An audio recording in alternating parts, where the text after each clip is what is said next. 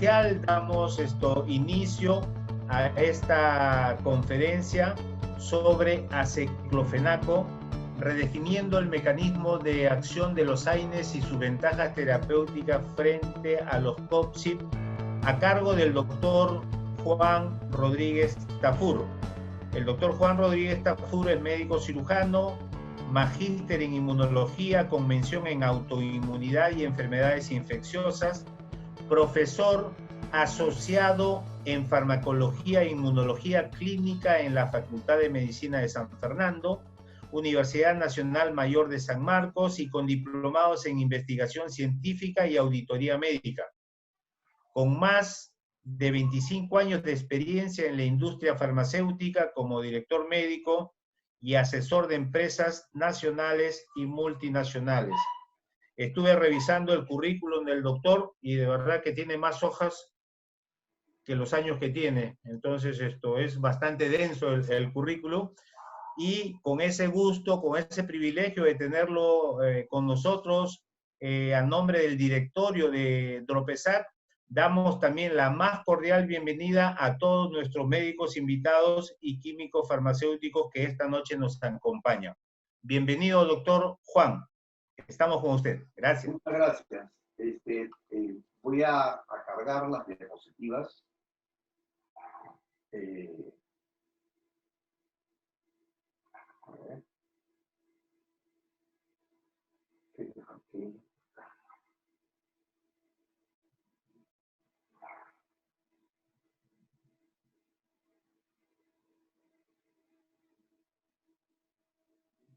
Ok.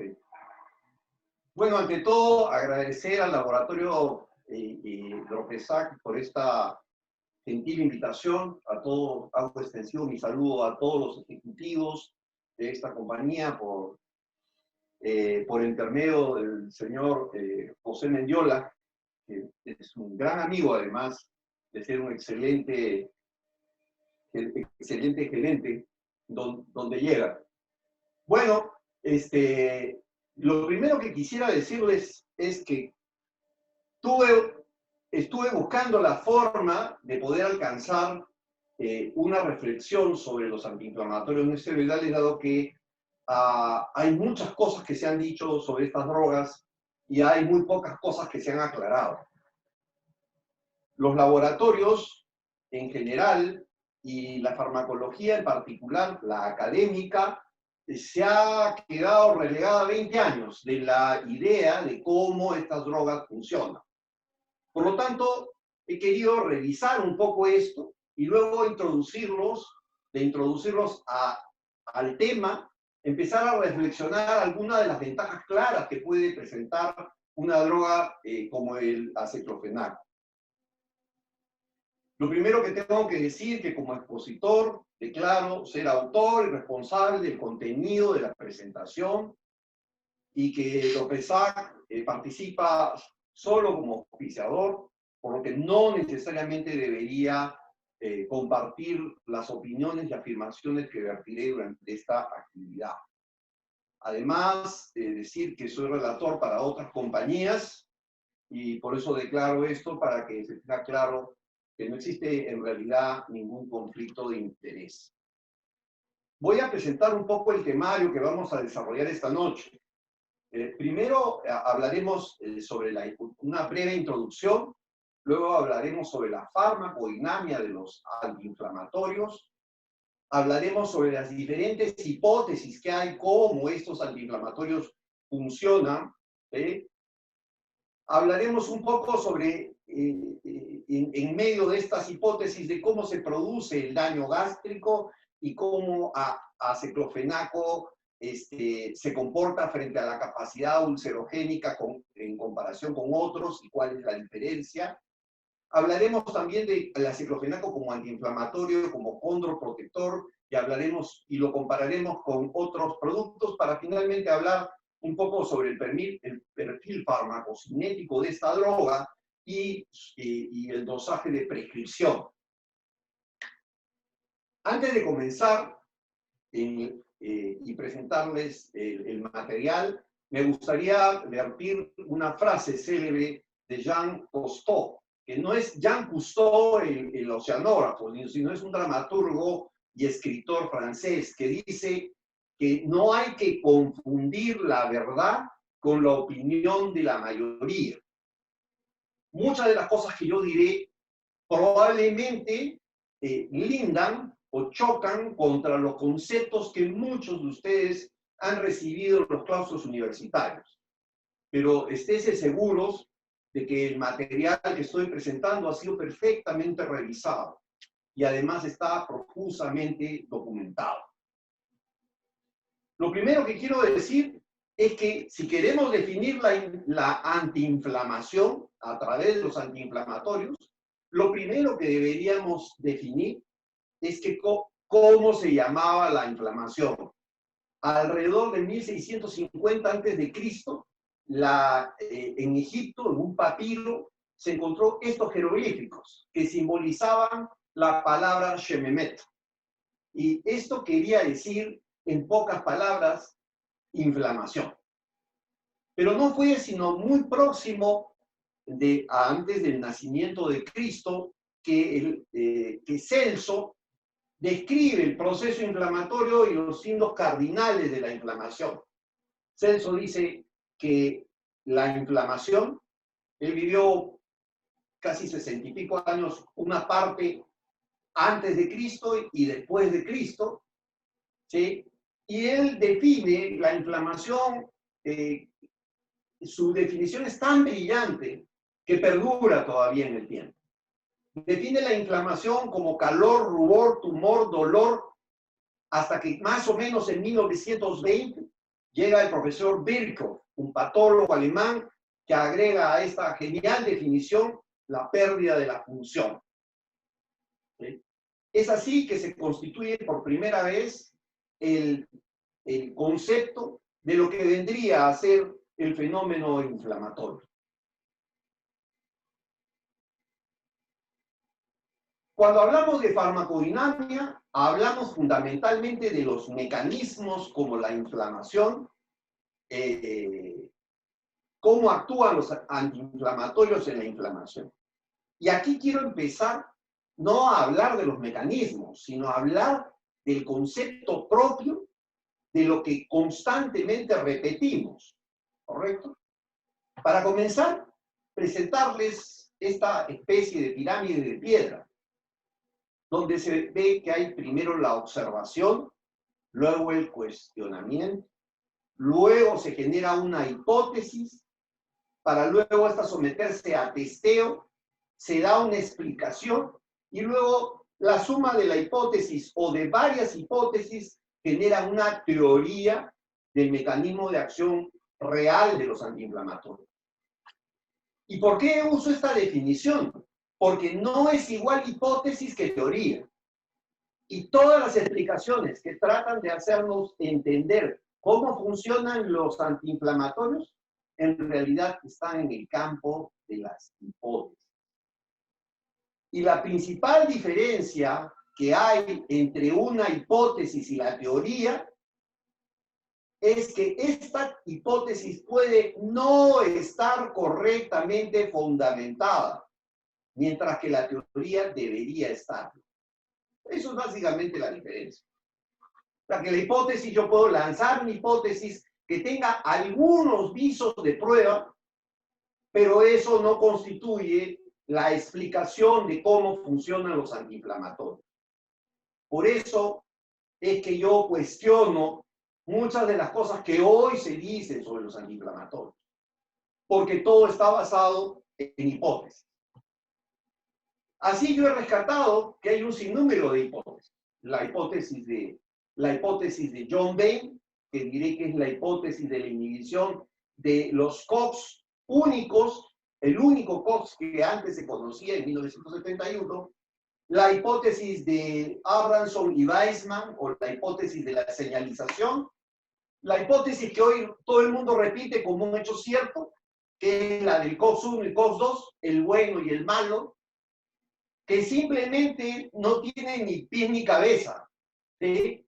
Eso es lo gracioso, porque todo el mundo ha dicho, sí, la COX-1 y la COX-2 existen, pero de allí a que el mecanismo sea como lo describió el profesor Philip Needleman,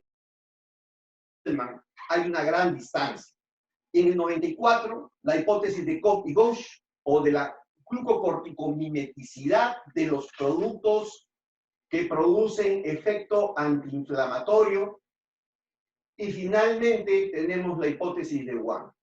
No voy a desarrollar todas estas hipótesis porque evidentemente no estamos a nivel académico, solamente me centraré en 3 de estas y trataré de hacerles algunas explicaciones por qué es que son tan útiles, no solo entenderlas, sino comprender sus limitaciones para poder entender el mecanismo de acción, no solo de los antiinflamatorios, sino de la ciclofenaca. Bueno, el profesor John Vane fue el primero en inaugurar las hipótesis y dijo: la ciclooxigenasa es una enzima que transforma los fosfolípidos de la membrana en prostaglandinas. Y eso es la explicación de la inflamación. Más, no podría decir más. En 1971, él dice que los fármacos similares a aspirina actúan por inhibición de la enzima que sintetiza las prostaglandinas. Y además sugiere que esta inhibición es la base de su acción analgésica. Lo que en realidad no es totalmente cierto. Pero inmediatamente surge una hipótesis, surge una contrahipótesis. Y esta es mi contrahipótesis. La aspirina a dosis de medio gramo, si ustedes la toman todos los días, después de una semana, ya no tienen ni COX-1 ni COX-2 en el cuerpo. Pregunta: si ya no hay COX, ¿por qué continúa la inflamación? Entonces, en realidad, las prostaglandinas no son el único elemento que juega un rol en la inflamación. Eso está clarísimo. Hipótesis 2. La hipótesis del efecto exclusivo de la COX-2. Esta hipótesis la desarrolla el profesor Paul Needleman. Paul Needleman era un farmacólogo, como yo. La diferencia entre Paul Needleman y yo es que él trabajaba en una universidad norteamericana y se le ocurrió, en sus ensayos, probar que la hipótesis de John Vane era errada, que no había una sola ciclooxigenasa, sino habían 2. Está claro que Paul Needleman, al descubrir que había esta dualidad, plantea una hipótesis, nuevamente, que puede no ser cierta, pero que todos los médicos hoy han dado sentado como cierto. Ese es el grave error. Esta hipótesis se basa en esta publicación. Y esta publicación prueba en modelos animales que sí, pues hay 2 sintetasas de prostaglandinoides. Una, diríamos, COX-1 constitutiva, como dice Paul Needleman, y una COX-2 inducida. Vale decir que el cuerpo en todo momento produce COX-1 para diferentes funciones fisiológicas, para la agregación plaquetaria a través del tromboxano A2, para evitar la agregación a través de la prostaciclina I2 en el endotelio, en el estómago, para proteger el estómago a través de prostaglandina E2 y para permitir la perfusión de sangre al riñón. Pero Paul Needleman, en esta hipótesis exclusiva, dice que los estímulos externos inflamatorios producen la inducción de una nueva enzima que solo se produce en presencia de células inflamatorias y que es la responsable de la inflamación. Lamentablemente, todo esto es una hipótesis. Por lo tanto, no necesariamente lo que dice Paul Needleman debe ser cierto. Y yo he identificado, en realidad, Paul Needleman sí descubre 2 ciclooxigenasas, pero de allí a decir que una era la buena y otra era mala, hay una gran distancia. La diferencia sustancial entre estas 2 ciclooxigenasas es que las 2 pueden transformar fosfolípidos en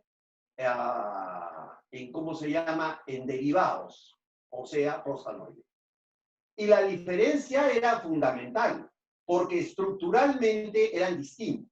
Mientras que en esta posición, existía una isoleucina 523 en la COX-1, acá había un bolsillo con una valina en la posición 523.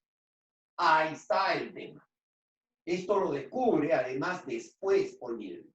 Y dice, ya tengo solucionado el problema.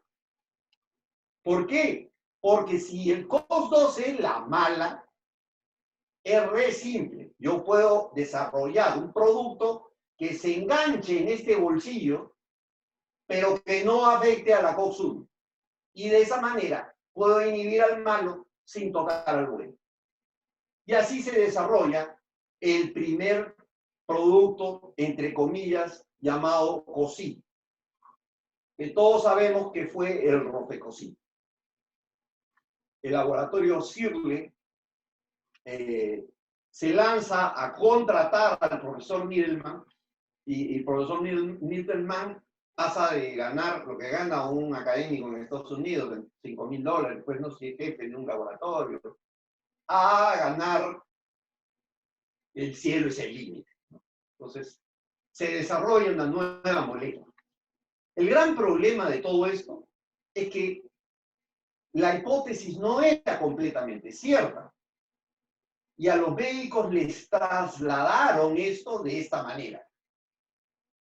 Si usted usa COX-1, va a sangrar.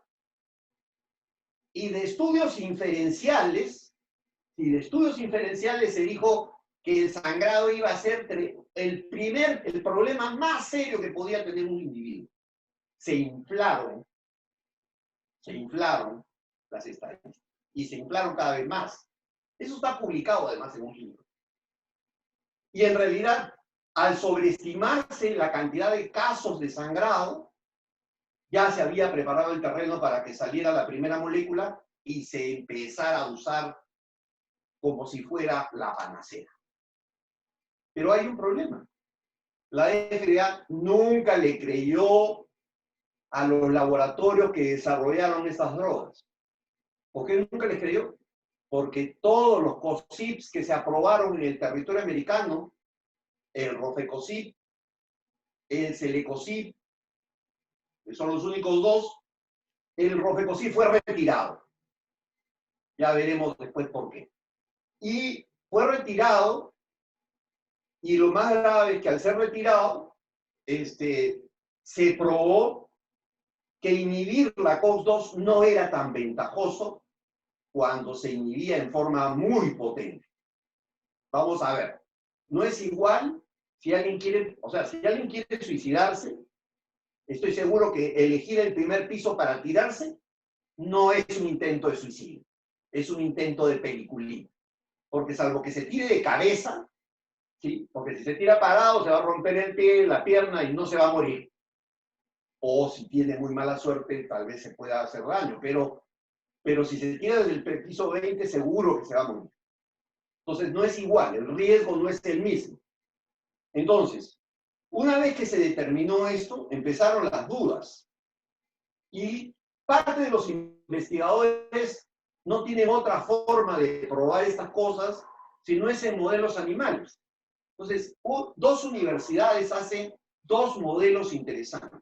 El primero agarra y dice, oye, un ratito, dicen que la COX-1 es la constitutiva, o sea, la que protege el estómago. Vamos a hacer un ratón en que los dos genes de la COX-1 se los vamos a retirar y vamos a ver qué pasa. Y se hizo ese ratón. Y lo que sucedió con ese ratón homólogo defectivo es lo siguiente. Los ratones homocigotes mutantes para la COX-1 sobreviven bien, no tienen patología gástrica y muestran menos ulceración gástrica por indometacina que los ratones salvajes o normales.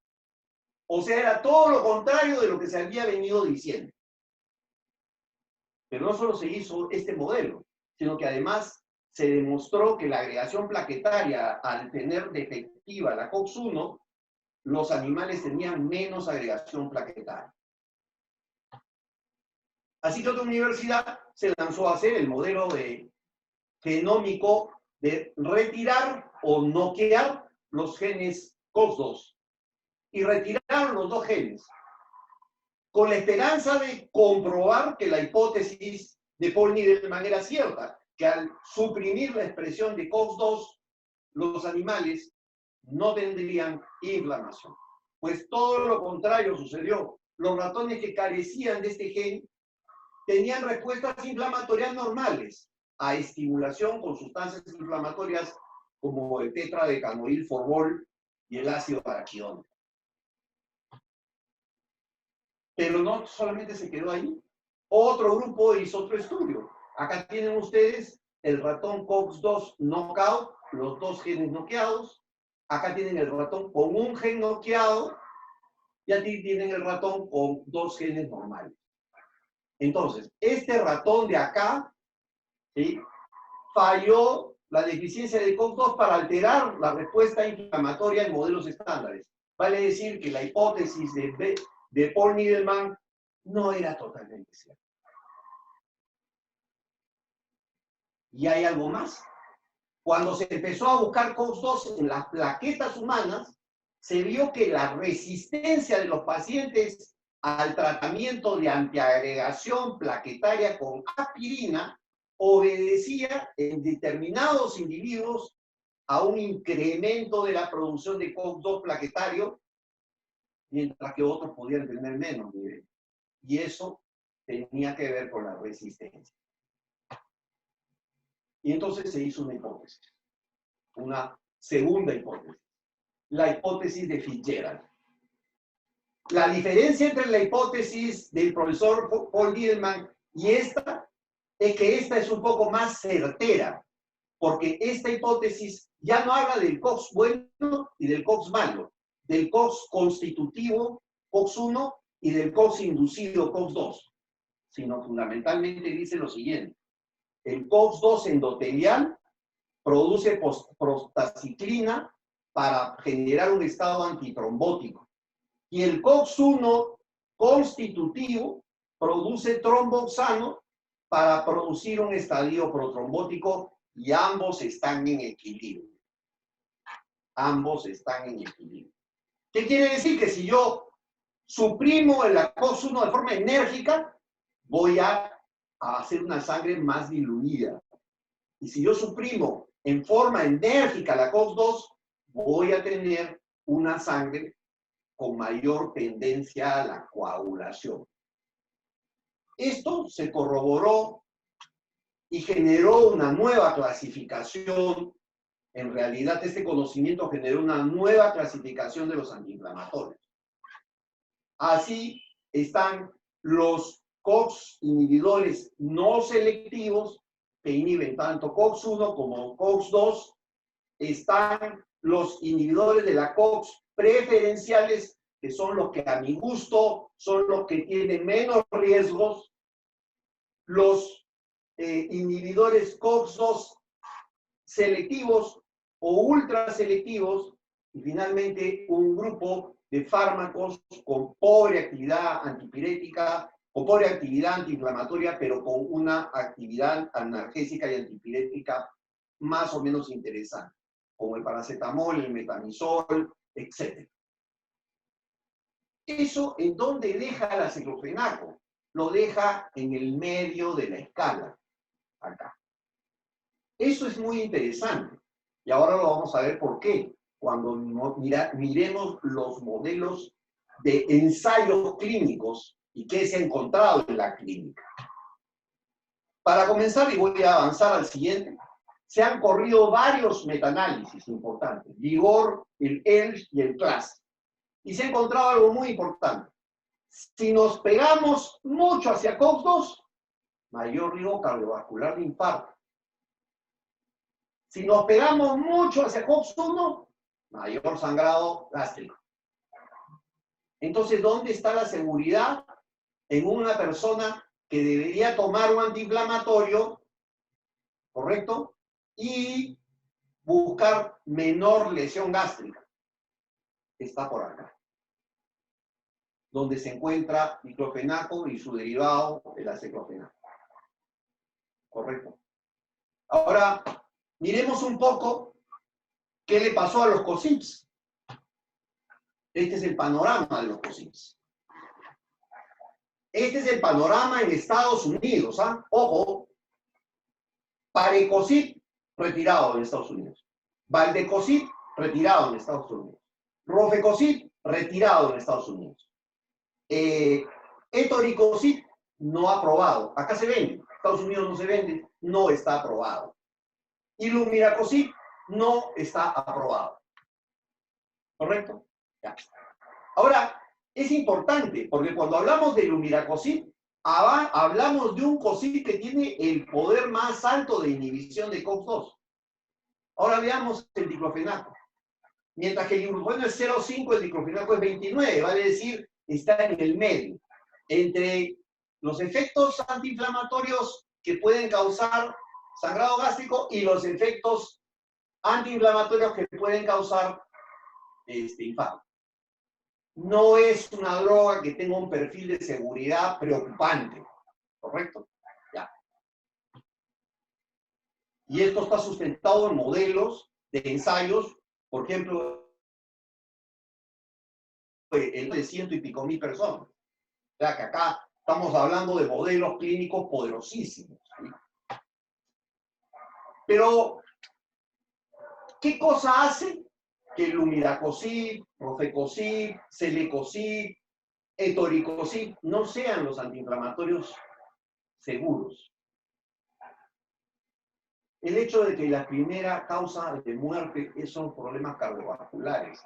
Por lo tanto, si un fármaco nos acerca al riesgo cardiovascular, no puede ser la primera elección de un médico que por lo menos esté pensando en no dañar al paciente.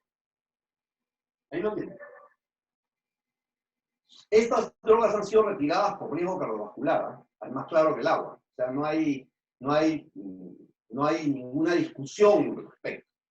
Ahora, hay una discusión con Etoricosip. Yo creo que no debería estar en Perú. Esa es mi opinión, por ejemplo.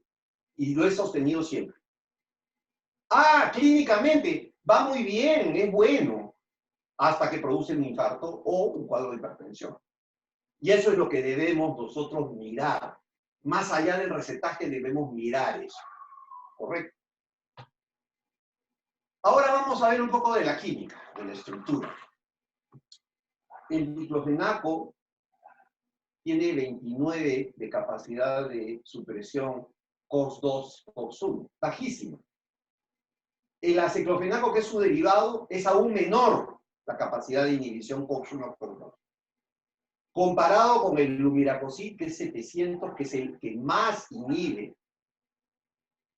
Fíjese que los cambios estructurales, ¿sabes?, son tan, pero tan sutiles que pasa de 700 a 29. ¿Sabe cuál es el cambio? Acá un flúor, acá un cloro. Acá un cloro y acá otro cloro. Acá un cloro y acá otro cloro. Prácticamente eso es. Cambiar el flúor por cloro transformó una droga que era con un perfil altamente peligroso en hipertensión y el problema cardiovascular con una droga que tiene mucho menos impacto en el tema. Este es el acetaminofén, que tiene cero capacidad para inhibir tanto COX-2 como COX-1, porque ahora sabemos que en el cerebro existe una forma de COX, que es el COX-3, y específicamente lo inhibe el acetaminofén, como la dipirona, como el metamizol. Ahora vamos a hablar de la hipótesis de la señalización, porque esto nos va a permitir conocer un poco más de las ventajas del aceclofenaco cuando toque el tema.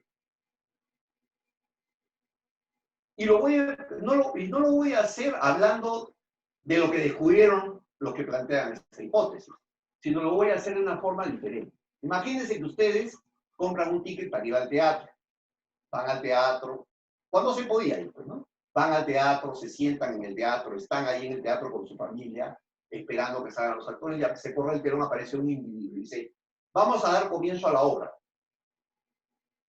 ¿Sí? Y se corre el telón, pues no aparecen actores. No aparece nadie.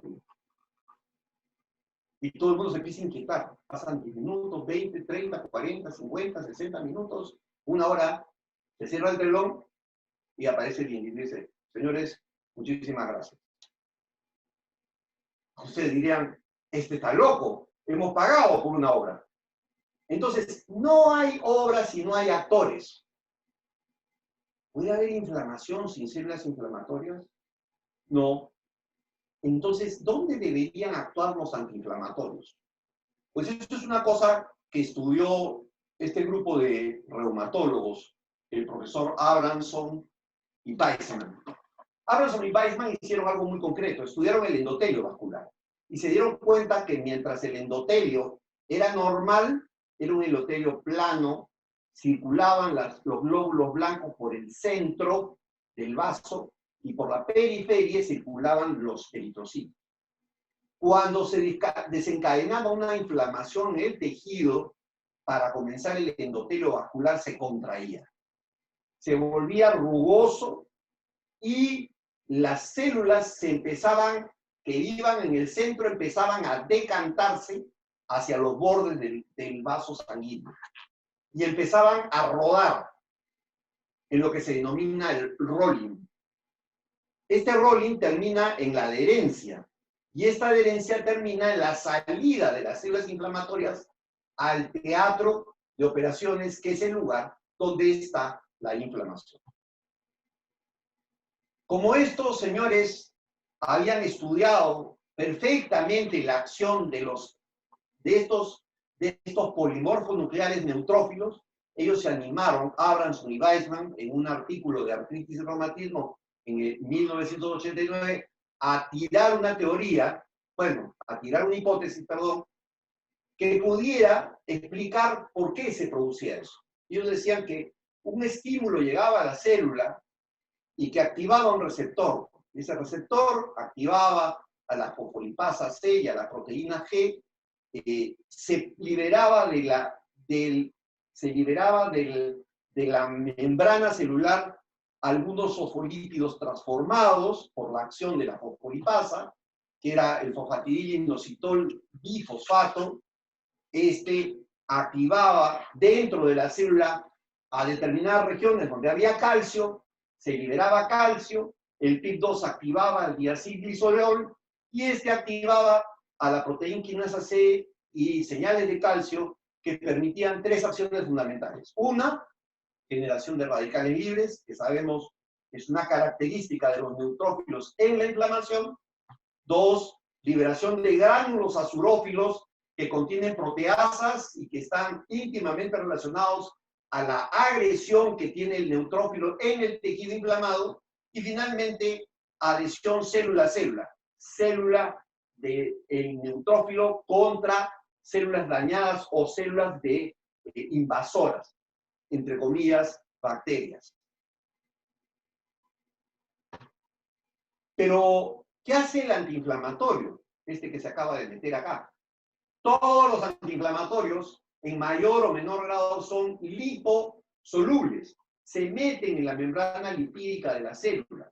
Y lo que hacen es perturbar el fenómeno de señalización. Y entonces, si evitan la señalización, evitan el PIP2, evitan el IP3 y el diacilglicerol, evitan las señales de proteína quinasa C y de calcio, no se liberan radicales libres, no se liberan gránulos, y finalmente no hay adhesión celular, y el neutrófilo no sale del vaso sanguíneo. Con esto lo que quiero decir es que es cierto que los antiinflamatorios inhiben la salida de células polimorfonucleares de los vasos.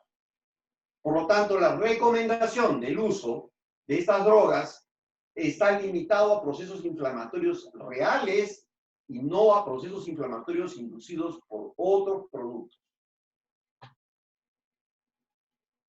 Otro grupo de investigadores españoles, Diego González y Sánchez Madrid, investigaron los procesos de rolling en los neutrófilos para validar esta hipótesis y encontraron que había una primera acción, o sea que este rolling, por ejemplo, lo podía detener el aceclofenaco, la aspirina, el diclofenaco, la indometacina, el ácido mefenámico y el ácido clofenámico. Y la diapedesis podía ser inhibida por nimesulida, piroxicam, meloxicam y fenilbutazona. Al final, ambas drogas lo que lograban era, si no había rolling, no había adhesión, si no había adhesión, no hay salida. Pero si hay rolling y no hay adhesión estricta y no hay diapedesis, tampoco hay salida. Por lo tanto, estas drogas interferían, como el aceclofenaco, en la concentración de células inflamatorias en el tejido inflamado. Vamos a hablar de la úlcera. Los antiinflamatorios característicamente son drogas que pueden producir úlceras. Y por si acaso, para aquellos que creen que eso es un privilegio exclusivamente de los antiinflamatorios inespecíficos y que los POSIPs están exceptuados de eso, eso es simplemente falta de información.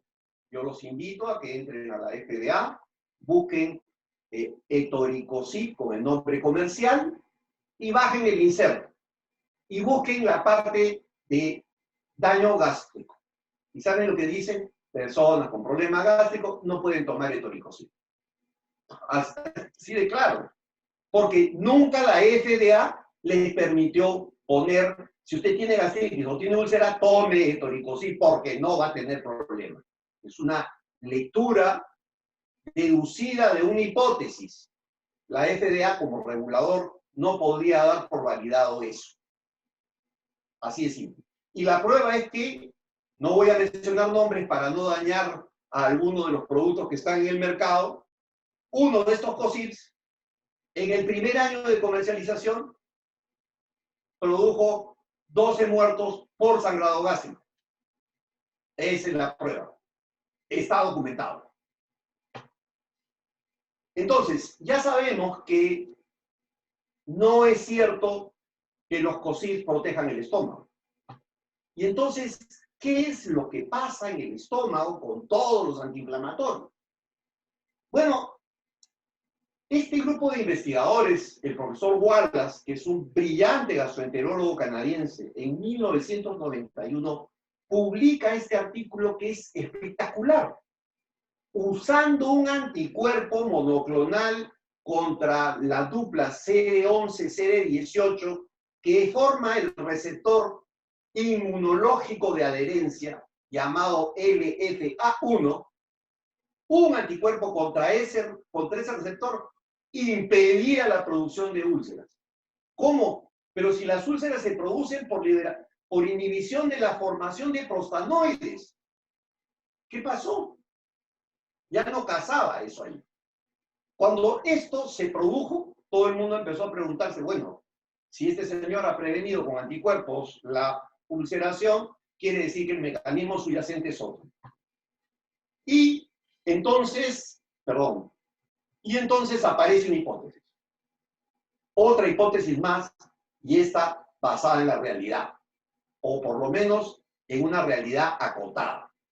Lo que hoy se sabe es que cuando un antiinflamatorio entra al estómago y toma contacto con la pared abdominal, con la pared, gástrica, produce inhibición de la producción de óxido nítrico inducido. El estómago necesita producir óxido nítrico que mantiene los vasos sanguíneos del estómago dilatados. Entra la pastilla, se contrae. Y al contraerse, expresan estas moléculas que, como el LFA1, como el ICAM1, pegan células y se inicia un proceso de taponamiento de los vasos con consecuente aparición de la ulceración.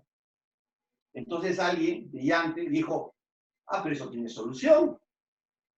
Podemos hacer que se libere óxido nítrico en el estómago. Y entonces los italianos crearon los nitroderivados. Bueno, nunca vieron la luz, para comenzar. ¿Por qué? Porque si bien es cierto, los antiinflamatorios todos pueden producir vasoespasmo, si yo le asocio un radical para que liberen óxido nítrico, entonces el espasmo ya no se produce. Y entonces empezaron a producir algunos antiinflamatorios, la nitroaspirina, por ejemplo, el nitrodiclofenaco, por ejemplo. Y entonces, ¿por qué no pegó? Muy simple, porque si ustedes están tomando sustancias que liberan óxido nítrico y además están comiendo proteínas, van a formar en el estómago nitrosaminas. Y esos son carcinógenos. Y entonces, esto sonó muy lindo, pero nunca vio la luz. Pero hay algo que hay que rescatar de acá. Las drogas que son capaces de producir liberación de óxido nítrico lesionan menos la mucosa gástrica. Acá tienen ustedes la prueba de eso. En nuestro laboratorio hicimos algo interesante. Inducimos lesión gástrica con aspirina y la protegimos con una sustancia que liberaba óxido nítrico. Les estoy contando esto para que no estén cuadriculados con la prostaglandina y la prostaglandina y la prostaglandina. Cuidado. ¿Por qué les cuento esto? Porque en realidad ahora que vamos a hablar del diclofenaco en toda la otra mitad de la charla, vamos a poder entender por qué el diclofenaco es mucho menos gastrolesivo y además contribuye a disminuir el dolor. El aceclofenaco es un derivado del ácido acético de fenilo y contiene una cadena lateral acetoxiesterificada adicional en comparación con el diclofenaco, el cual está relacionado estructuralmente. Parece ser que el mecanismo de acción del aceclofenaco, y esto ya es una hipótesis, sí, claro, es dual. Primero, el aceclofenaco es capaz de inhibir citoquinas, como la interleuquina 1 beta, la interleuquina 6 y el TNF-alfa. Y al inhibirlas, es capaz de inhibir también al COX-2 en forma más o menos preferente. De esa manera, el COX-2 no transforma el ácido araquidónico en prostaglandinas y no se forma la prostaglandina E2, que sabemos que tiene un altísimo poder inflamatorio. Cuando hablamos de ulcerogenidad y hablamos de aceclofenaco, tenemos que entender que todos los antiinflamatorios, en mayor o menor grado, inhiben el óxido nítrico, que es el factor relajante del endotelio vascular. Pero hay excepciones. Y una excepción muy bien estudiada, este artículo lo he revisado especialmente por una razón. Porque el doctor Joan Ramón Laporte, con este artículo prueba que el diclofenaco y el aceclofenaco, especialmente el aceclofenaco, son los derivados del diclofenaco, son sustancias que tienen menor capacidad lesiva que los primeros COSIPs. Y él dijo en este estudio, algo que no le gustó al laboratorio que desarrolló el COSIP. Y aunque les parezca gracioso, el laboratorio ese le metió juicio al doctor Joan Ramón Laporte por haber dicho lo que dijo en este artículo. Le metió un juicio millonario por dañar su imagen. Juicio que perdió el laboratorio. Perdió. Porque este estudio es extremadamente sólido.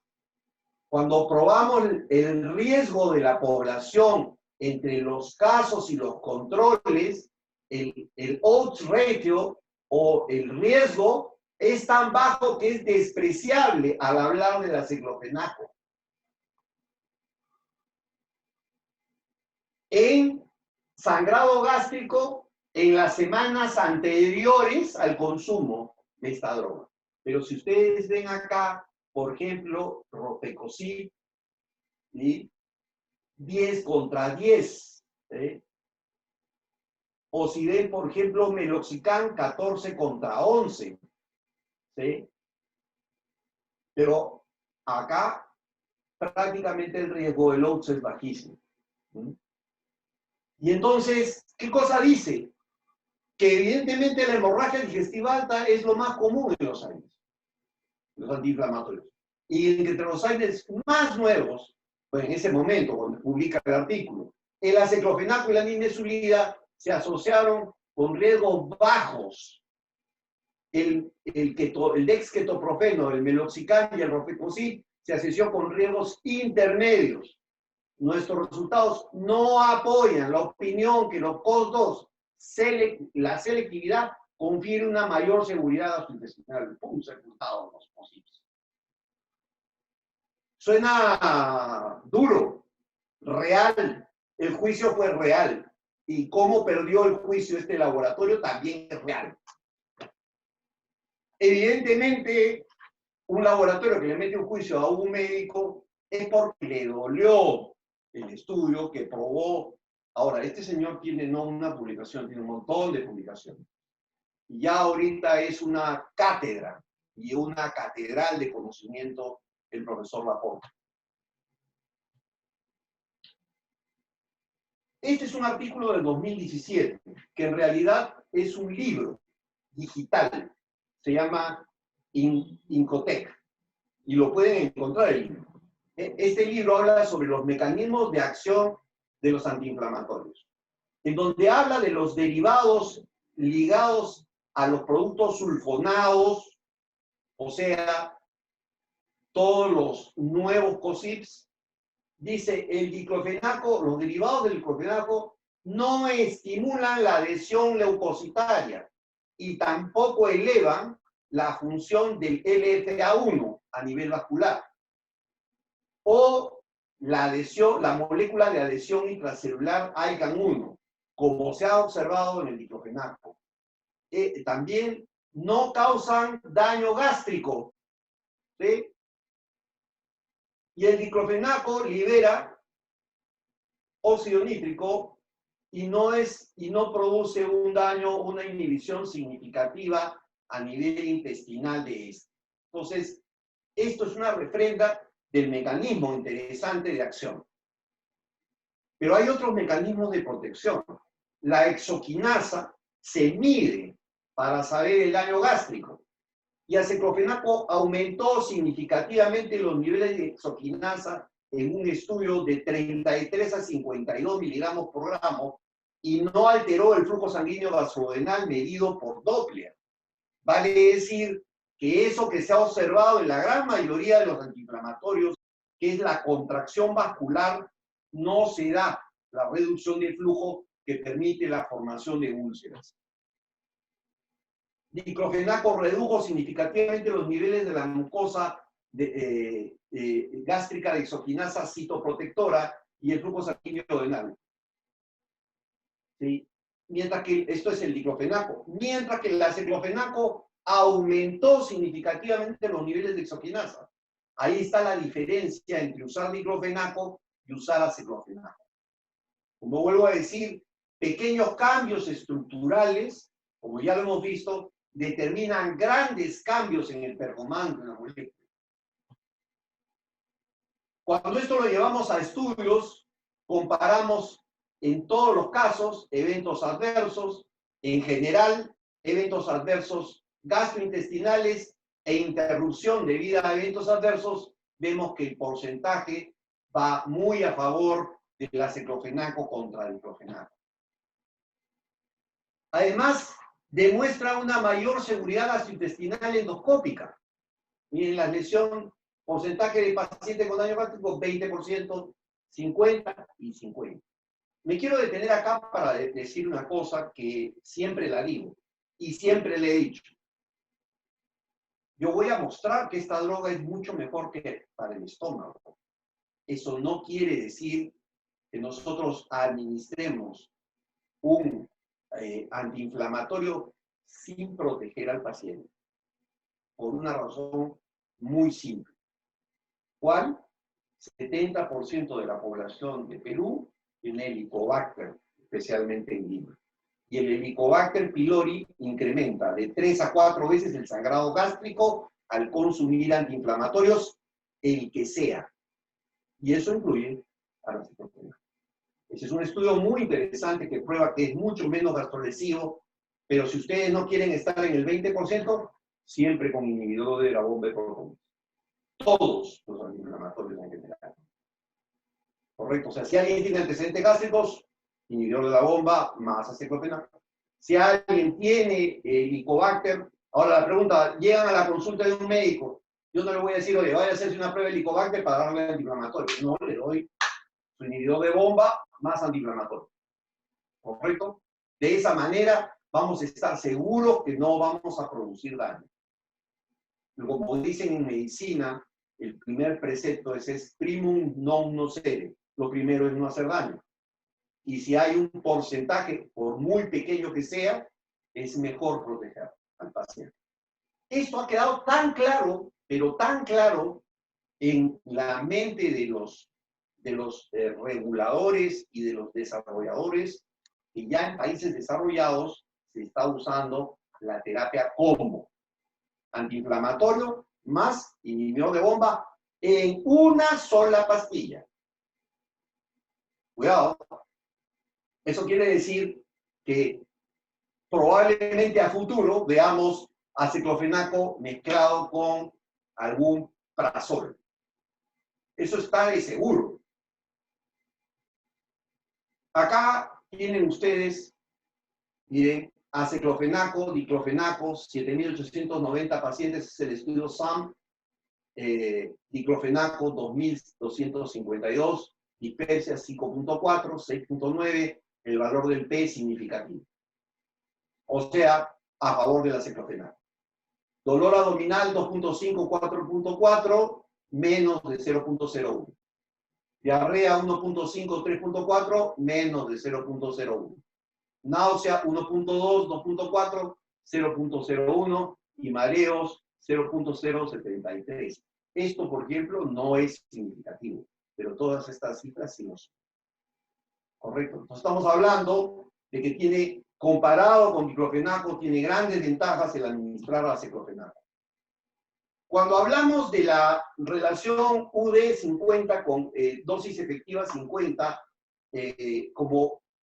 como capacidad de ulceragenicidad, nos encontramos que, evidentemente, si esto es una división y el número de abajo crece,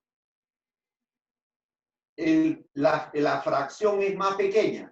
Entonces, evidentemente, indometacina tiene más efecto ulcerogénico, diclofenaco tiene más, naproxeno tiene más, mebutasona tiene más, y aceclofenaco tiene mucho menos al dividir en este quebrado. ¿Por qué? Porque la actividad ulcerogénica es muchísimo menor. Como es muchísimo menor, la cifra es mucho mayor. Acá es por lo menos 6, casi 7. Acá ni siquiera llega a 2. El poder ulcerogénico es muchísimo mayor en indometacina. Pero no es lo único. Al ser, esto es un esquema interesante que nos explica por qué es tan importante que el aceclofenaco sea un liberador de óxido nítrico, no solamente a nivel de la gastrocondrección. Normalmente en un sujeto donde no hay dolor, sobre los receptores nociceptores periféricos hay un equilibrio entre el sistema parasimpático y simpático del sistema nervioso. O sea, entre el AMP cíclico y el GMP cíclico.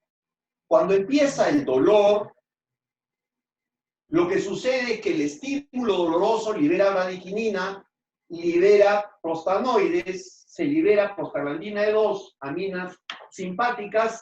Esto produce hiperalgesia y dolor, donde hay también aenilciclasa, se va a aumentar la producción de AMP cíclico y la balanza se va a inclinar hacia el dolor. ¿Qué hace el aceclofenaco en medio de esto? Lo que hace es, el aceclofenaco es liberar el óxido nítrico, incrementar la guanilciclasa, ¿sí? Y además bloquear a la prostaglandina E2 y de esa manera nivelar esto. Por eso el óxido nítrico es importantísimo en el efecto antialgésico, ¿correcto? Y el aceclofenaco tiene un valor en este equilibrio. en los receptores nociceptivos. Ahora vamos a hablar un poquito de las evidencias que hay sobre antiinflamación. Yo quiero decir que información de aceclofenaco hay muchísima. El aceclofenaco disminuye la síntesis y la expresión, se me pasó una vez ahí un acento, de mediadores de la inflamación como la interleuquina 1, el factor de la necrosis tumoral, las moléculas de adhesión celular de los neutrófilos como la prostaglandina E2. ¿Sí? Además, inhibe la producción de prostaglandina E2, esto ya lo habíamos dicho, a través de la enzima COX-2. Inhibe la síntesis de citoquinas y previene la formación de prostaglandina y además causa una significativa reducción a nivel de la sinovia. ¿Por qué? Porque esta droga tiene una gran capacidad de concentrarse en el líquido sinovial. Además, ya sabemos que es un inhibidor preferente, ¿sí? Estos son metabolitos, el aceclofenaco y el 4-hidroxiaceclofenaco, que es otro metabolito que se forma en la metabolización final del producto. Mire, COX-1 casi no lo afecta, ¿sí? Y en cambio COX-2 sí. ¿Sí? Sin embargo, nuevamente, este inhibidor está en el medio de la escala. No es el que más inhibe. Y eso tiene sus ventajas. ¿Correcto? Lo que sí es interesante es que al comparar la capacidad de inhibición de la prostaglandina E2 sobre el diclofenaco, el aceclofenaco es bastante más eficiente, casi el doble eficiente para suprimir la actividad de este mediador inflamatorio. Tiene además similar potencia analgésica, ¿sí? Expresada como una dosis requerida para una reducción del 50% en relación con los animales control. Esto se ha hecho en estudios de modelos animales. Además, se ha aplicado el aceclofenaco en casi 15 centros alemanes para tratar una de las cosas que es más difícil de manejar, que es el dolor bajo de espalda, dolor de espalda. Se ha administrado 200 miligramos de aceclofenaco diario en comparación con 3 pastillas de 75 miligramos de diclofenaco diario. Y lo que se ha obtenido es lo siguiente. En escala visual análoga, en puntuación en milímetros, una disminución. Igual, en la primera visita no hay diferencia, en la segunda y en la tercera sí.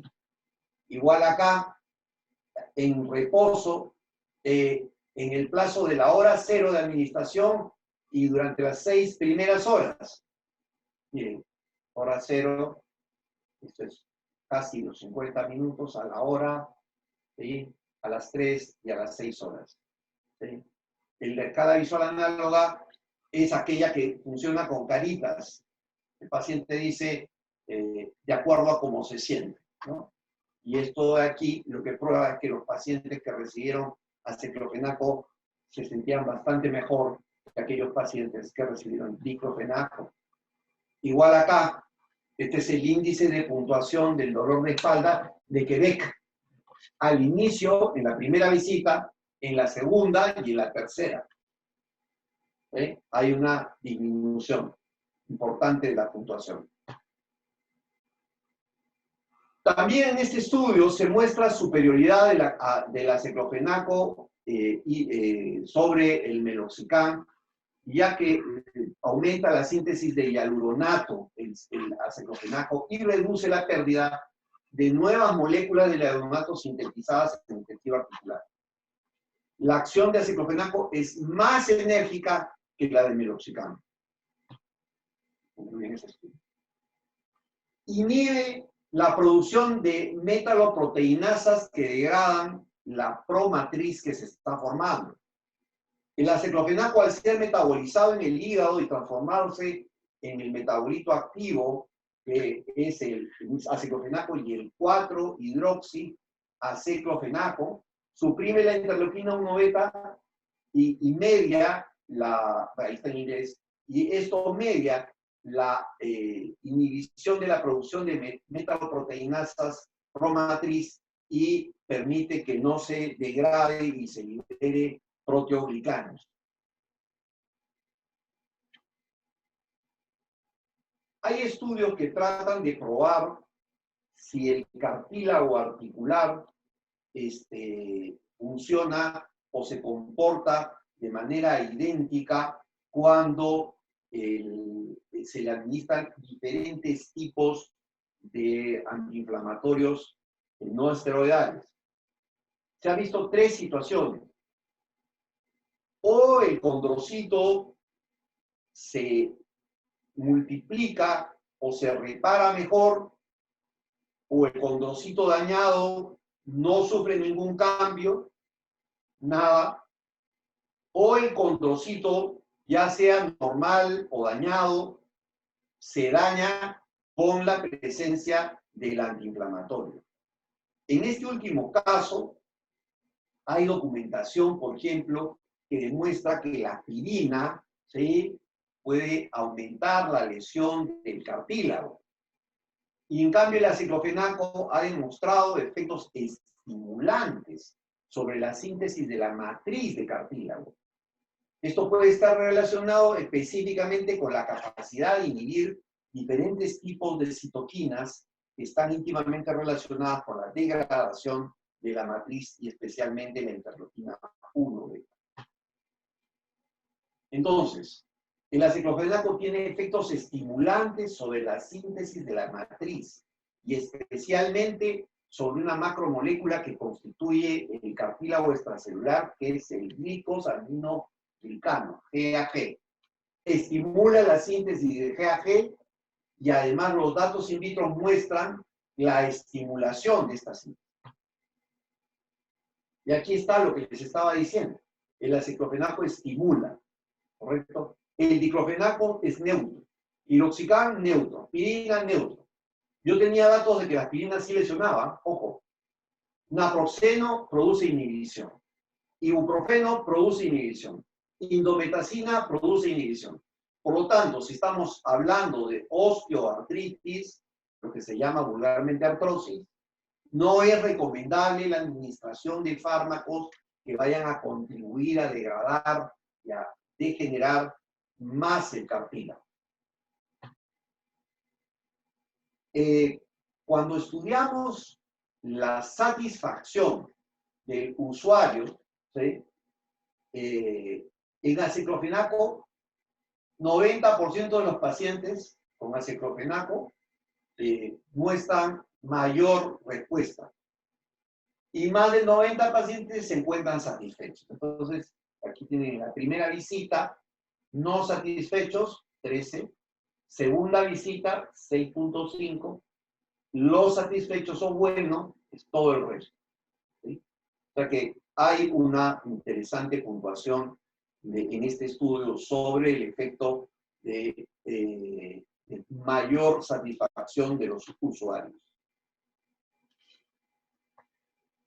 Cuando se hace estudios de puntuación, ¿sí?, en el basal, a los 3 días y a los 7 días, ¿no?, en diferentes fármacos.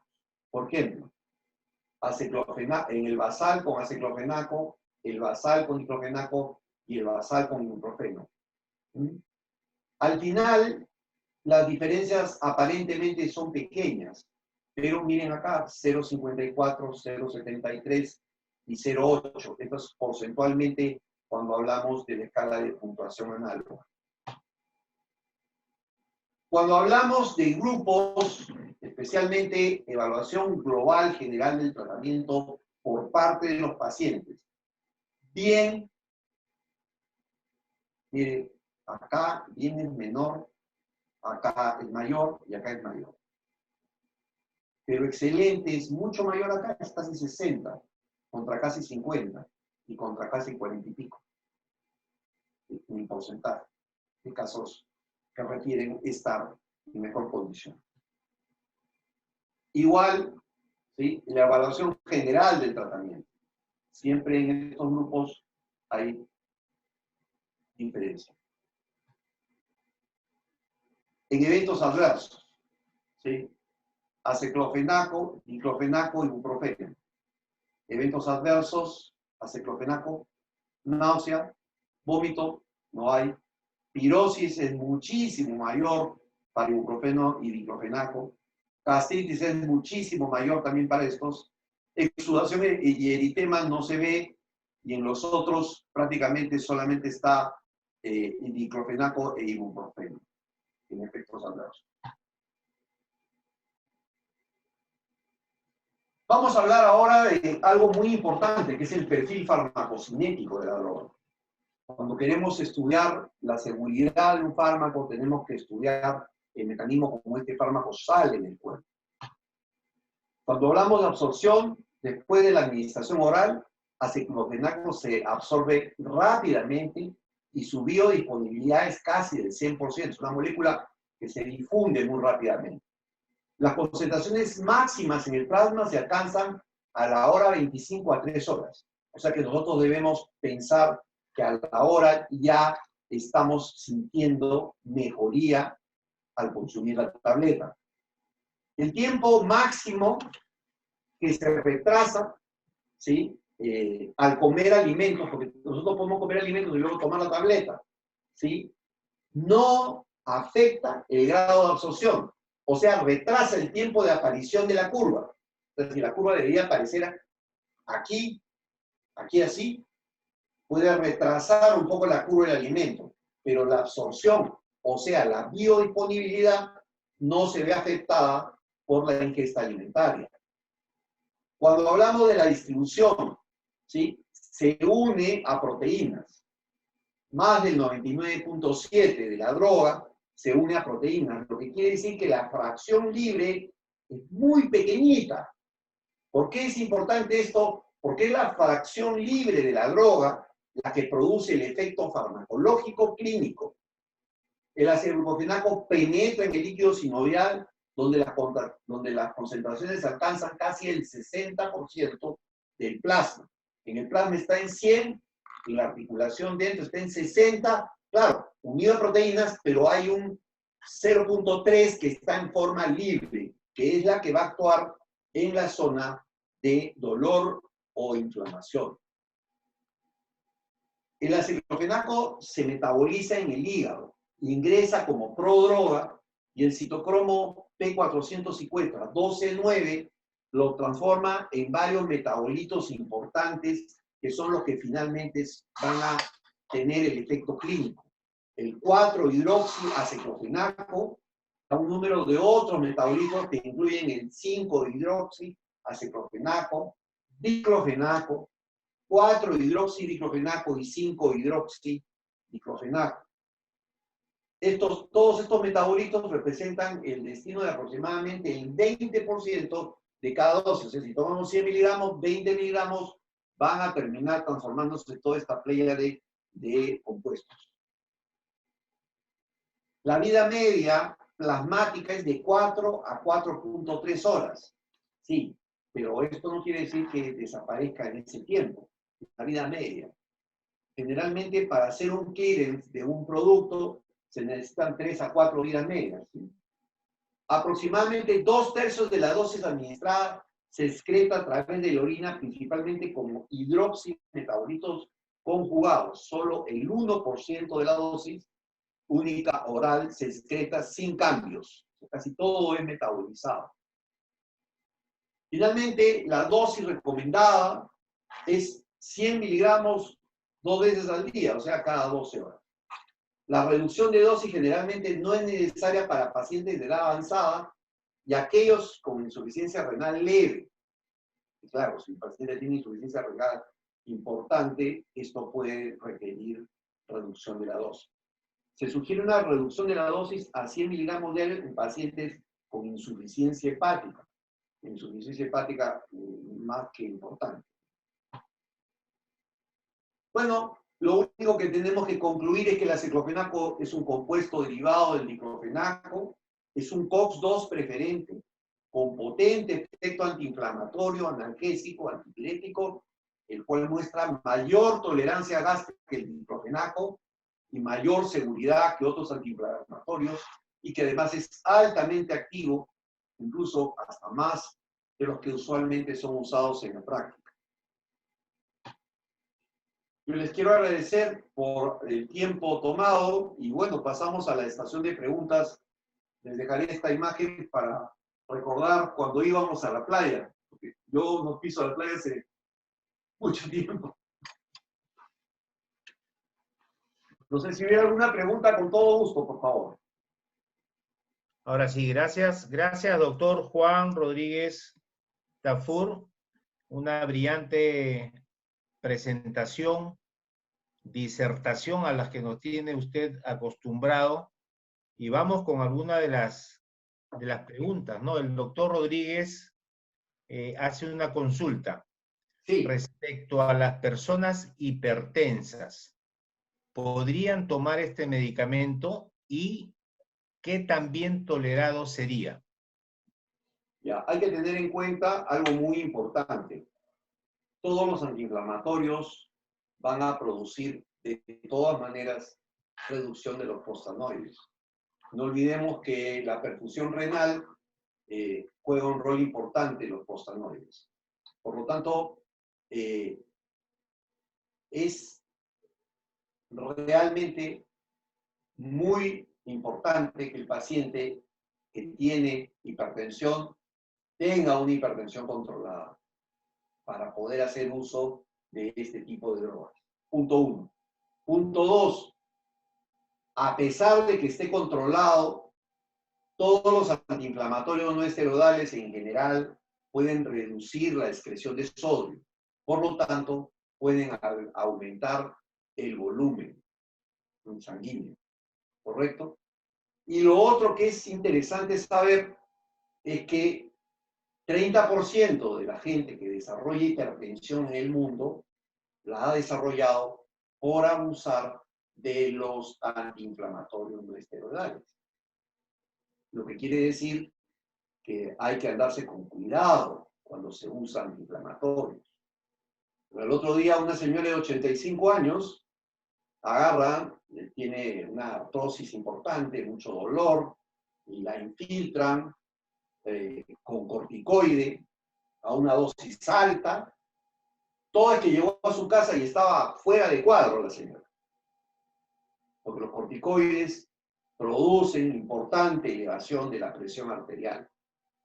Por lo tanto, las dosis que se administran de antiinflamatorios deben ser bajas, ¿sí?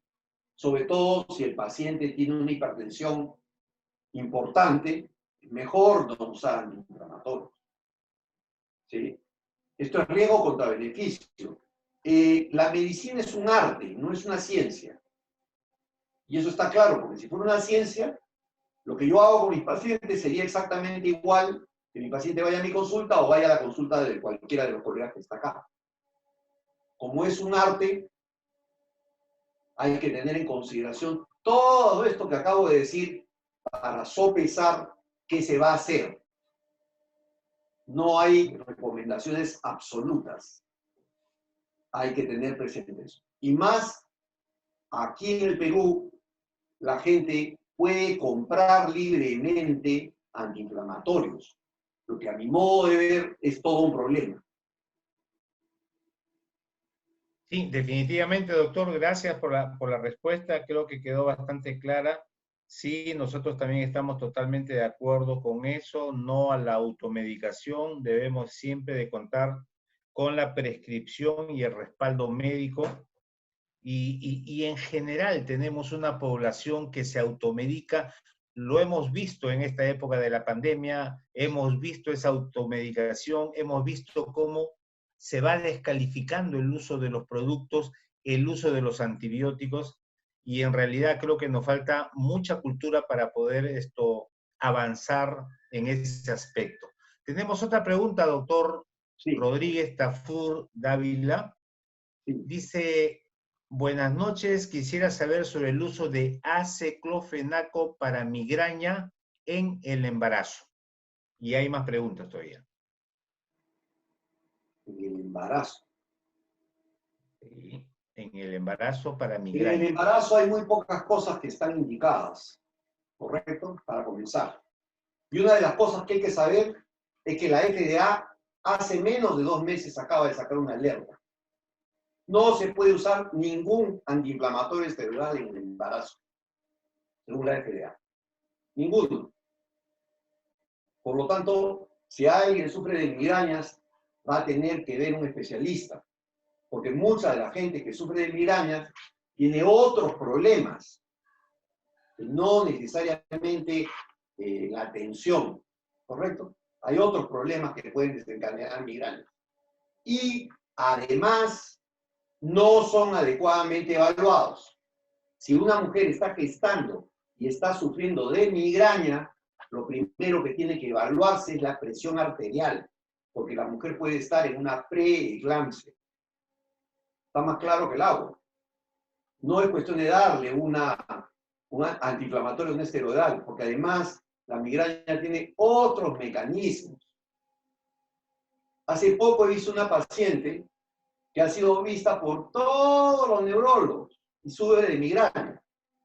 Le han hecho arteriografía, le han hecho de todo y sufre de migraña. Y la pregunta es,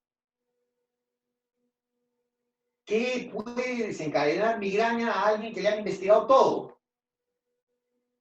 Y que además, con ninguno de los tratamientos usados habitualmente, sumatriptán, etc. Ya no hablemos de antiinflamatorios, pues eso no, de migrañas, gente jaquecosa, eso está de más. Entonces, la señora ha visto una conferencia que yo tengo. Cuando ustedes cogen una población de gente que sufre migraña y le dosan el DAO, la diaminoxidasa, hay gente que tiene deficiencia de diaminoxidasa. El DAO es muy importante. ¿Por qué? Porque la diaminoxidasa en sangre, como en el intestino, metaboliza la histamina de los alimentos. Y ustedes, la mayoría de personas, come alimentos sin darse cuenta que el alimento puede contener algunos productos que no necesariamente son alimentos. Por ejemplo, la descripción típica, la señora me dice, doctor, cada vez que voy al Chifa, jaqueca fija. Síndrome del restaurante chino, por el consumo de Ajinomoto. ¿Ok? Y ahí tienen ustedes, ya van sacando. Y la señora le mandé a hacer el dosaje de DAO y lo normal es que sea menor, perdón, sí, mayor de 40 unidades, entonces tiene 8. 90% de los jaquecosos se les encuentra deficiencia de DAO. Pero eso no es evaluado. ¿Correcto? Entonces, como digo, la jaqueca es todo un universo. No estamos hablando solamente de estoy gestando, voy a tomar una pastilla. No, hay que averiguar bien por qué es jaquecosa. Y a mí se me ocurre, por ejemplo, que administrarle a una paciente jaquecosa, gestante, magnesio, podría tener un gran impacto. Pero hay que ver cómo está su presión, primero.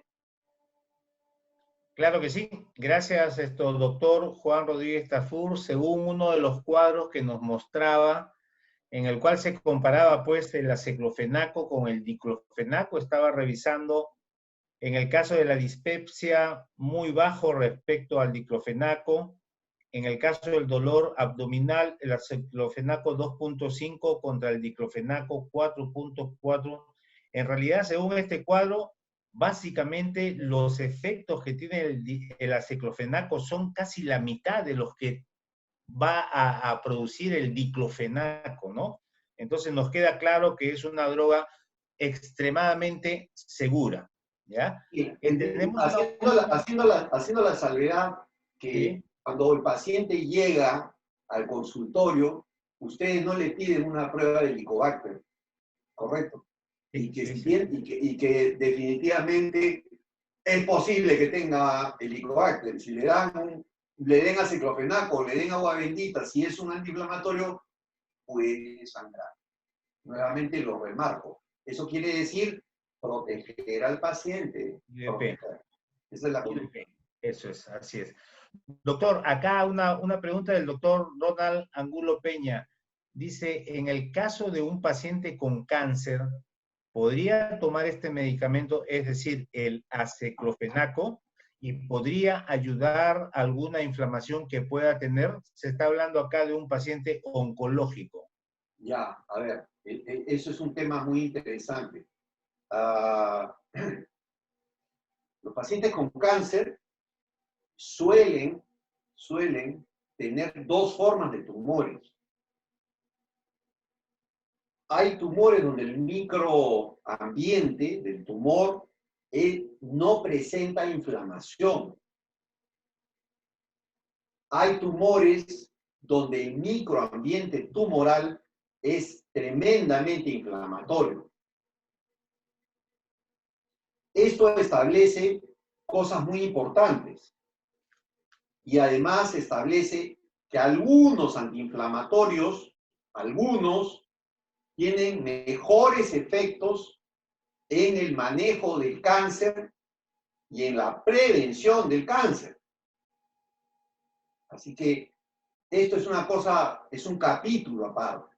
No es tan simple como decir, ¿puedo darle? Sí, puede darle, pero hay que saber dónde está el cáncer, en qué estadio del cáncer está, cuán avanzado está y cuál es la indicación. ¿Por qué le voy a dar un antiinflamatorio a un paciente con cáncer? Teniendo en consideración que ya sabemos que existe cáncer sin enfermedad. Como ustedes lo oyen. ¿Qué es el cáncer sin enfermedad? Muy simple. Un tumor que se encapsula y no sale de un punto. Los tumores matan porque tienen capacidad invasiva. Los tumores no matan porque son tumores. Y entonces, 50% de los hombres que se mueren de todas las causas que ustedes quieran, de viejos, cuando los abren en necropsia en Estados Unidos, 50% tienen tumor en la próstata. 50%. Pero no se han muerto del tumor. ¿Por qué? Porque está encapsulado y no ha habido metástasis. Entonces, ¿sí hay posibilidad de tener cáncer sin enfermedad? Claro que sí. En el alto porcentaje que se ha encontrado en necropsias. Y en mujeres, cáncer de tiroides. También, muy frecuente. Como hallazgo anatomopatológico en mujeres que mueren de viejas. ¿Correcto? Entonces, ¿qué quiere decir esto? Esto lo único que quiere decir es que el cáncer, para que sea malo, tiene que invadir. Y ahí sí hay una ventaja en el uso de los antiinflamatorios. Le voy a poner un ejemplo típico. Si bien los COSIPs no son buenos, los ultra específicos ya tienen un nicho en el cáncer de colon. Aunque ustedes no lo crean. Estas drogas están siendo investigadas. Estoy hablando del etoricoxib, del ronfecoxib, del Celebrex. El Celebrex no tanto, de los que tienen más efectos, costos ultra específicos. E incluso algunas moléculas que tienen estructura sulfonada, porque todos estos son sulfonados, ¿sabes? Son un radical sulfonado, porque el abuelo de todos los COSIPs es la nimesulida, que es un componente sulfonado, ¿correcto? Estas drogas, por cierto, el único que no es sulfonado es el humiracosib, y de él se deriva el diclofenaco. O sea que en realidad ese no es un sulfonado, es un COSIP no sulfonado, pero es la excepción, ¿correcto? Todo el resto son sulfonados. se ha demostrado lo siguiente, para que vean ustedes lo contradictorio. Dicen, los COX-2 específicos producen menos úlcera porque evitan la atrofia de la mucosa. ¿Correcto? O sea, promueven que la mucosa del estómago crezca. Pero hay algo contradictorio en la aprobación que tiene FDA, por ejemplo, de un COCIP como el Celebrex. Celebrex ha sido aprobado para la enfermedad de Gardner, la poliposis familiar de Gardner. ¿Saben por qué? Porque al ser un COX-2, los pólipos crecen porque liberan COX-2 y el COX-2 promueve la replicación del pólipo y crece. Y cuando un pólipo ha crecido más de 1 centímetro de diámetro, ese pólipo en el centro tiende a sufrir cambios genómicos, cambios genéticos que lo van a llevar a la malignidad. ¿Correcto? Entonces, ¿qué hacen? Les dan a estos pacientes que tienen genéticamente pólipos, dos ultra específicos. ¿Y qué se ha observado cuando se le da eso? Que después de 6 meses de tratamiento con estas drogas, los pólipos del intestino desaparecen. Por cierto, yo tengo una amiga cuyo esposo era médico y el chico falleció de poliposis, porque los pólipos se transformaron en cáncer. Sus hijos tienen pólipos, ¿correcto? Y esos pólipos o se los tienen que sacar, o tienen que sacar un trozo de colon, o deberían usar persistentemente todo el tiempo para evitar eso, inhibidores ultra específicos de la COX-2. Para que vean que mientras que la COX-2 en el intestino, en el pólipo, los inhibidores achican el crecimiento del pólipo, en el estómago pareciera que hacen lo contrario, protegen el estómago. Eso pues no casa. Eso no tiene ni pie ni cabeza desde el punto de vista humano. No puede haber inhibición del crecimiento de células en el intestino grueso, en el pólipo, ¿sí? Mientras que en el estómago protege el estómago. Eso ya se sabe que eso no es así. Por eso es que los reguladores claramente dijeron, por ahí no va. ¿Sí? O sea, eso no me cuenten cuentos. Bueno, ¿alguna otra pregunta más? Calculo que debe haber más. Estamos de acuerdo, doctor, que Clanza-CR, que es el aceclofenaco, que tiene un potente efecto antiinflamatorio y tiene una tolerancia gástrica y seguridad superior a otros AINES, ¿sería un producto de elección en la consulta diaria? Pero claro, claro que sí. Es un antiinflamatorio. En pacientes que no tienen las condiciones ya descritas, perfectamente se puede usar el antiinflamatorio. Nuevamente, como vuelvo a repetir, acá hay mucho helicobacter. La gente tiene helicobacter y hay que protegerla, nada más. Esa es la única recomendación. Y ojo, eso no solamente tiene que ver con este producto, con Clanza. Tiene que ver con todos los AINES. ¿Sí? Si alguien va a recetar etoricosib y cree que no va a producir gastritis, saque el inserto y léalo. Claro. Puede hacer daño. Pero lo bueno es que en el balance, si tenemos un antiinflamatorio como el aceclofenaco con una potencia de acción y menores efectos gastrolesivos y mayor seguridad, estamos seguros que es el antiinflamatorio analgésico de elección. Yo lo único que pienso es lo siguiente, que si yo combino un producto que tiene riesgo cardiovascular con uno que no lo tiene, de todas maneras el aceclofenaco tiene bastante por ganar. Bastante Perfecto. Por ganar. O sea, ahí lo tengo muy claro, clarísimo, mejor dicho. Excelente, doctor Rodríguez. Nosotros, a nombre del directorio de Dropesac y a nombre de nuestros médicos que han estado pues gentilmente en esta audiencia, le agradecemos toda su disertación. Sabemos de la calidad y el conocimiento que tiene, pues quedamos muy agradecidos con usted. Ha sido un privilegio compartir esta reunión y será pues hasta una próxima oportunidad. nos despedimos con sus últimas palabras, doctor, para esta ponencia.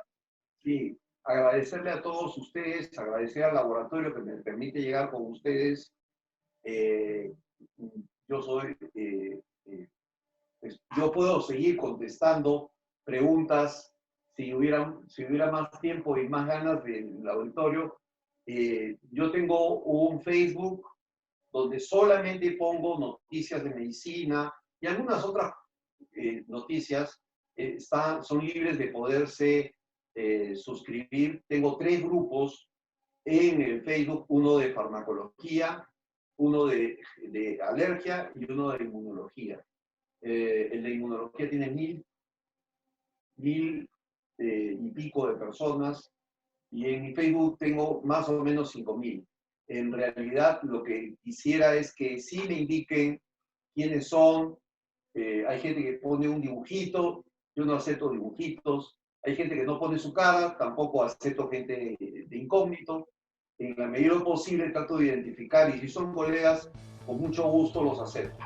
Y podemos intercambiar información, podemos intercambiar conversación, pueden preguntarme lo que ustedes deseen, con todo gusto les puedo ayudar. Yo creo que... Gracias. Ok, hasta luego. Buenas noches. Gracias, buenas noches, un placer. Gracias, buenas noches. Gracias a todos, buenas noches, gracias por acompañarnos.